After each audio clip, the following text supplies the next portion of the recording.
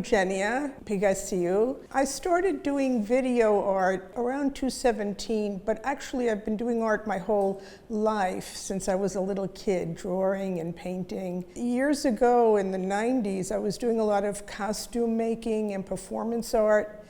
And around 2017, when I started exhibiting, doing some exhibits in galleries, I started documenting that. And while I was doing more video taping of my performance art, with the advent of the pandemic, it became much more, I was constantly doing that.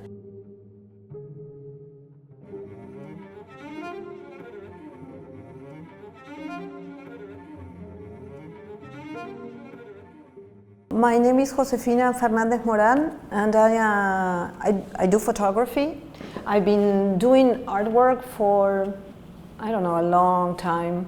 I was always very interested in visual art. I was always very interested in filmmaking, in film, feature films, and photography, and then also in painting. And so for a while I thought, maybe I can become a painter. And then one day I saw a friend of mine and she was studying to become a makeup artist.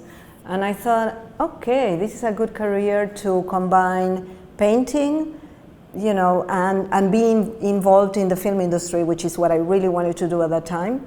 And so I started like that. And in the meantime, I realized now as a photographer and looking back in my career that helped me a lot with looking at how they position lights and the sets and the color and everything. It was really, really informative. And so while I was doing the makeup, I bought my first camera. It was a Pentax K1000, which is a really easy camera to learn photography, film camera. And I started photographing, and I started studying and taking pictures, and then one day I said, I'm going to switch and become a photographer. And I was tired of being a makeup artist, and I was tired of getting up really early in the morning. Filmmaking is very demanding and very grueling, the schedule. And yeah, so I've been doing this for about 10 years. And I do mostly portrait work. I do a lot of street portraits and personal projects. Yeah, I love stopping people in the street. My name is Paul O'Malley. I am a street photographer. I'm based in Miami now, just recently moved from New York. I started rather late, really. I was working in the advertising space for almost 20 years. And completely burnt out. I was running an agency that I set up in 2016 in San Francisco and sold the business in 2021. But in the process of selling the business, towards then stepping away from the business, that year and a half, I had a bit of a breakdown. I started to suffer with lots of panic attacks and things that basically had built up over a long period of time. And so when I eventually made the decision to leave the business, I wanted something to distract myself from stepping away from the business. I always had an interest in photography, but I was never one for taking photographs on the phone. So I bought a camera purely with the intentions of distracting myself from the fact that I was leaving people behind, and swore to myself that I would just learn absolutely everything there was to learn about the inside of a camera. I bought a Fuji X-T4, which was a great camera for slowly learning the manual things, but not diving in too deeply. And I thought my early photographs were the best ever. I thought, oh my God, I'm a genius at doing this. Only to look back and think, oh my God, what was I thinking? But I threw myself into, I probably did in 1 year, maybe what people do in 10 years, because I was away from the business. And that was 2.5 years ago. So it's really not been that long, but it feels like 10 years, honestly, but in a good way. But also, like, advertising has a lot of visual elements. Yes, but I was on the media side, so I was in the coloring in department. Nothing creative about it at all. The only thing creative was the restaurants that we went to eat and discuss where we were going to put the advertising. So I was always a little jealous of those that were in the creative department, that were working the deadlines. I wasn't jealous of that, but I was jealous of the fact that they could sit there and they could come up with these wonderful ideas. And then I used to get excited about seeing one of the ads that we placed into like the Wall Street Journal and seeing it there. But I didn't create that ad. I chose for it to go into the Wall Street Journal. But I couldn't imagine what it was like for the people who created the ad to see their ad out in the wild. That must be amazing, really. You know, Paul, I'm struck by something that you said, and also what you said, Josefina, by how circumstances brought us to certain things that we're doing now, both in the past and now. And one of the things, while I've created work in performance and painting and even some photo work, not as a professional photographer, of course, the video medium really has given me the opportunity. First of all, you don't need a huge studio. I always, when I was working full time and struggling to make a living, all I had was studio space in my bathtub. So I used to dip, canvases in paint. And I actually kept them, and I created a video about that recently. And so what's wonderful about the video medium doesn't mean that it's over photography, but as one medium, is that I don't need a lot of space. That's one thing. Although there are moments when I feel, as much as I'm seeped into the programs and the technology, I want to get into a more high-touch situation, and I will go back to my painting. So I have brought in painting and photography in the video work, and it gives me the opportunity. Anything I'm in, I feel that I'm in a little sandbox playing. That's all it is. People ask me, I'm very into the process. It may start out with an idea, an interest, curiosity, as kids, right? And hopefully we still have that. It starts with a curiosity. Hey, I'm interested in that. Let me go check that out. And so the medium and the technology has given me the opportunity to really explore anything I'm interested in. When I'm creating an experimental video art piece, it may come from a feeling that I have or an idea that I'm interested in. Okay, let's see, this is totally improvised. Beyond what we extort. Okay, that looks pretty. Let me see. Okay, let's download this piece. Timeline. I do want to set the aspect ratio. Usually it's 1080 because I post a lot of my art on Instagram. All right, lower this. All right, so we have this really strange looking guy. Let me see. I'll set one clip on top of the other, and I'll start playing around with special effects. I can be playing around with these clips for quite a while. Okay, so I'm going to add the audio now and see how that works.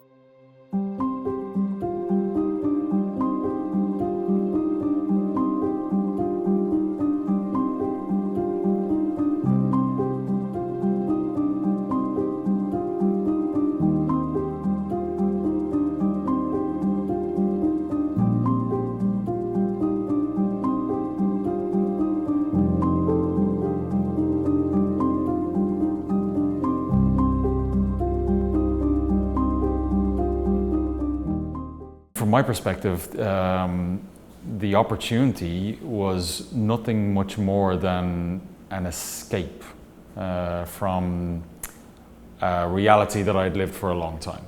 It was really how it started. Yes, of course, then it expands into something else. Once you get your work into a show, then you think, okay, well, what path am I on now? But the reality that I keep coming back to is that I started to do photography as a way to distract myself from something that had burnt me out. And in going into photography as a medium that I had maybe what I didn't realize that I had a big passion for. I had a passion for black and white photography. I was a sucker for old 1920s, 1930s era Art Deco style, decoration. New York is obviously great for that, but the photographs from the silver screen era just always attracted me. So by having that, there was a comfort that I had in going out in the camera, putting everything into black and white. I shoot in black and white now because I don't want to be distracted by colors, this, that, and the other. I want the light and the shade, but I want the classic feeling of it, and it just gives me a sense of comfort that I never had in the industry that I was in, because I never had a passion for what I was doing. It was paying the bills, but it wasn't fulfilling. And so it gave me that sense of comfort. This solitude, that sort of thing. It's so what I try to do with,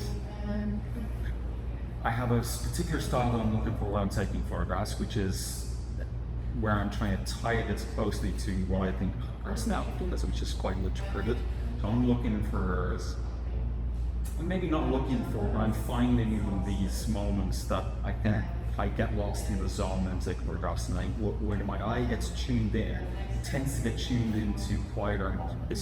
For me, which is related to what you both are saying, it was, I did a workshop with this Argentine photographer, and it was all about finding what you wanted to explore, no?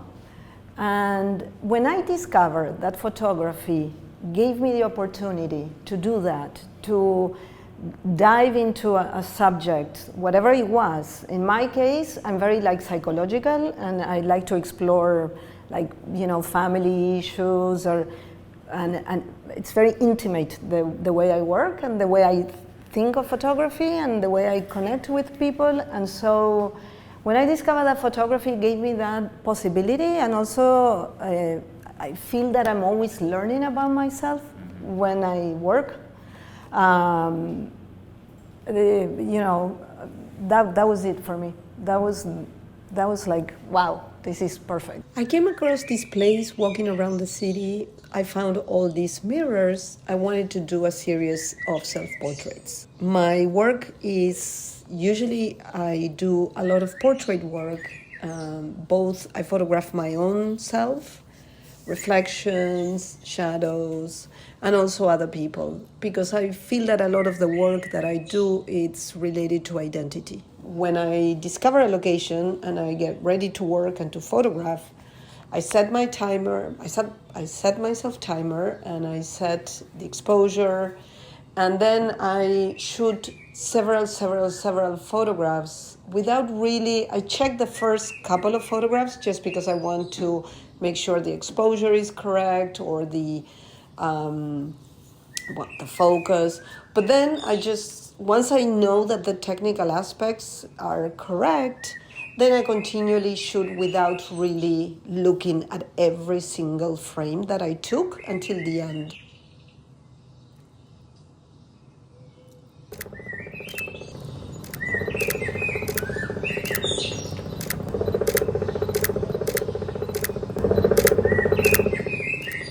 When we were preparing for this, I thought, well, I have known about the history of video art, because when I was going to school in the 70s, Nam June Paik, one of the pioneers, they call him the father of video art, but guess what? There was also a mother of video art. I have it in my notes, so I don't know what it is yet, but I need to look up more of the women, because as usual, they're not covered as much.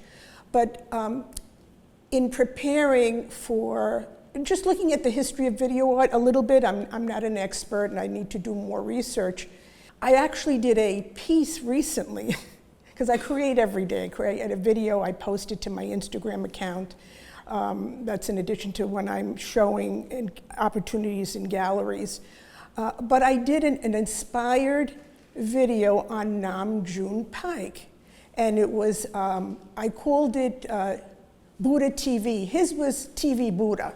And he had set up, you can look it up, he had set up an actual statue of a Buddha, and it was short circuit TV back then, and people were able to browse in front of it or behind it. So anyway, I did a little piece, a short piece about that, and it was about turning on the TV and Buddha is there, and there was a lot of static, and I wanted to make it uncomfortable, because what we associate with Buddhism and Buddha, which is really, we don't worship anybody. You know, it's not, it's just trying to be in the moment.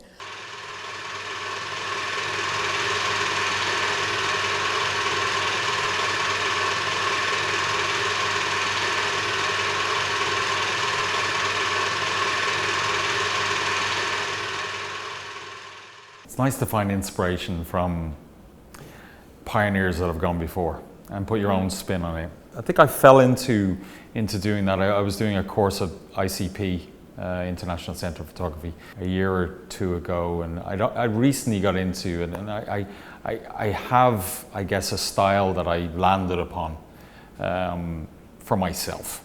And one of the instructors had said to me, "Oh, you were clearly inspired by Saul Leiter." I'd never even heard of Saul Leiter.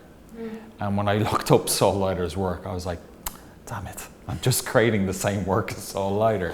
Which in one sense I was delighted about, because you know, this guy was a pioneer of color photography. So it was nice to kind of have almost like this compliment, but at the same time I immediately landed on I'm not doing anything different. And that was something that I was kind of striving for, was like, well, how can I be different? But for me, I think one of the things that I didn't understand when I started to do photography, that I realized through doing photography, is that instead of trying to complete a project on something specific, I would just go out and shoot. I would just go out and take photographs. Like going to the gym, you know, you'd warm up a little bit, take photographs of anything. And then once my eye kind of clicked into gear, I found that I was taking photographs of scenes of solitude, scenes of loneliness, again, in a city like New York or any of these places. And I realized only really after looking at the photographs that these images that I was taking were just an extension of how I was feeling. And that's why I always think the power of any art in general is that usually, if it's authentic, if you are doing it from an authentic place, it is an extension of your feelings. Regardless of what your message is trying to be for something external, what comes out onto a page if you're a painter, what comes out at the other end of a lens is something that is an extension of how you're feeling. And I take an immense amount of pleasure in the idea that I could go out. I have landed on these projects. I have one that's in Soho Photo Gallery at the moment with you, which is a series from Japan. But I could take that Japan series and I could do a New York series, and I could do whatever. It doesn't even need to be a city specific. And I'll find the same theme kind of going throughout, which then gives me the comfort that the next time I go out with my camera, I'm going to catch the same things because I'm drawn to it like that, which is a wonderful comfort. And if it's coming out of us, it's unique. There's not, you know, we hear this. There's nothing original. But if I'm presenting it from my inner, who I am, then we're all unique. There's nobody else like me in the world, or you. So in that respect, it is unique. It is new, because it's from our perspective. I don't know. What are your thoughts about that? Yeah, no, I have two thoughts. One related to when I was doing makeup.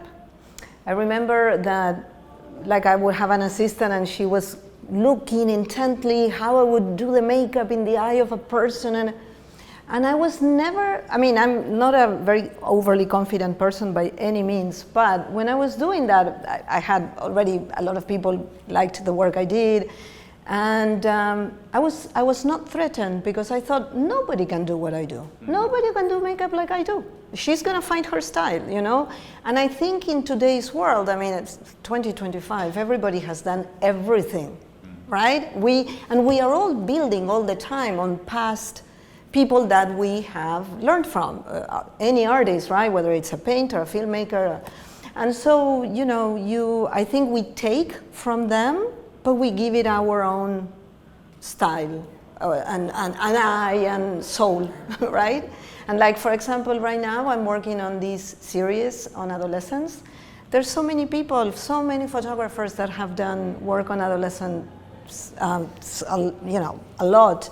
And I think, okay, you know, how do I make it my own? And it's, you know, it's a struggle, but I think, again, that we are so individual in a way. We are very connected, but everybody has their own way of seeing and feeling and being that, in a way, I think that if you don't sort of like try to copy somebody, then you will really channel your own style. No? Yes. Yeah, and I think you'll want to keep going. Yeah. That's the thing, because I think if you're doing work that the world expects you to do, you'll get burnt out. You'll lose interest in it. It's not coming from you. If you're doing work that you are passionate about, you won't really. Yeah, it's nice to get compliments. It's nice to get into shows. It's nice somebody buy your work or whatever. But when that doesn't happen, it won't stop you from doing it. Absolutely, it's the only way that you can stay like a true artist, honestly. I mean, we're all artists. Like, if you do something because you're going to be accepted or praised or whatever, then we're screwed. Yeah. Because then we are not fulfilling who we are, I feel. Yeah, I find that too. I mean, one of the good things about the development of social media, right? We're able to, I mean, years ago when I was doing performance art, I couldn't get into galleries, you know, unless you had a trust fund or you had connections. Even now it's difficult. It's who you know. Of course, there are places where galleries have proliferated, you know, in Long Island City and many other places, out in Queens, various places where, you know, I have been able to exhibit. One of the things I thought of as we were going to discuss this today is, of course, it's good having an Instagram account because I'm able to connect with other musicians and artists. I've even done some collaborations with a musician from Ireland. He gave me some music and we collaborated and we posted it. So while that's wonderful that I have this medium where I can create every day and post every day, where I didn't have that, years ago I had to create my venues. When I was a performance art, I would do street performance, or I would go to site-specific, like Fashion Week in 2007, and I did this, does this make me look fat, you know, performance there. I do wonder, and of course I am not, there is that, you do want acknowledgement. However, I don't want my integrity to be compromised by the algorithm, and it's not. Yeah. I don't have like thousands and thousands of followers, and for me it's the quality of the connections that I have. So I thought about that because years ago, Marshall McLuhan, the communications culture, or whatever, the medium is the message. And sometimes the medium does influence you. Yeah, I guess from my perspective, it's very internal focused. Because I'm not going to shoot with an intention. I'm going to stop somebody on the street and take a portrait. I'm not going to. I'm actually thinking about the street as a place for me to lose myself.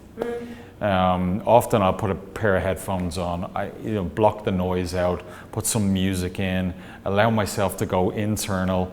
I'll walk out of the apartment, I'll start taking photographs of pigeons or trees or whatever it will be, in order to almost, again, like you're going to the gym, just start stretching the legs and stuff like that. You don't immediately jump into to lifting weights. So I'll go out and I'll take photographs of anything just to create the muscle memory. And then at a certain point, like any sort of artistic medium, because the other thing that I love to do is consider myself a writer. Although, we'll see whether that ever transpires into anything. But the same outcome for me comes out of the writing that comes out of the photography. It's a sense for me, a search for belonging. A belonging that I think for a long time working in the advertising space where you feel, at least for me, where you have to mingle with salespeople, you have to mingle with people who have, let's say, a false persona of a bravado, a confidence that is to sell things. That is not me, and I think It's very interesting you say that, because for me it's the opposite. When I go to the street to photograph, like I said before, like I like doing street portraits, for me it's the connection. it's interesting. It's the connection that it's almost like, because I'm photographing that person, we get to know each other, right? And so, I probably never see that person ever again in my life, but in that moment, it's like I feel it really intensely. Yes. And then there's an element that I feel that there's a lot of loneliness that comes with doing photography, because you're on your own all the time, You are only connecting when you're photographing the other person. Something you each said struck me. One is what you were describing your process. I thought of how in the moment you are, and in the Buddhist approach to life, it's the self does disappear. We're in the moment. I mean, we're cognizant of who we are, but we are so we're so in the moment that we're not, we're in touch with what is there in that moment. I was struck by how you were describing that. And what you described about it's the connection. And for me, it's both. It's both being in the moment, whether I'm using a photograph I took on the street and manipulating that and putting that into my video, or whether it's being in the moment with the editing process and the special effects process. But it is also about the connection. And so there are times when I do work with footage that clips that I pay for, right? And audio, but I manipulate that and I use them with special effects and video, in video editors, etc. But it's both not only a connection in the moment. I have to be totally in that moment of editing and manipulating images and selecting them, but also it's the connection with those pieces.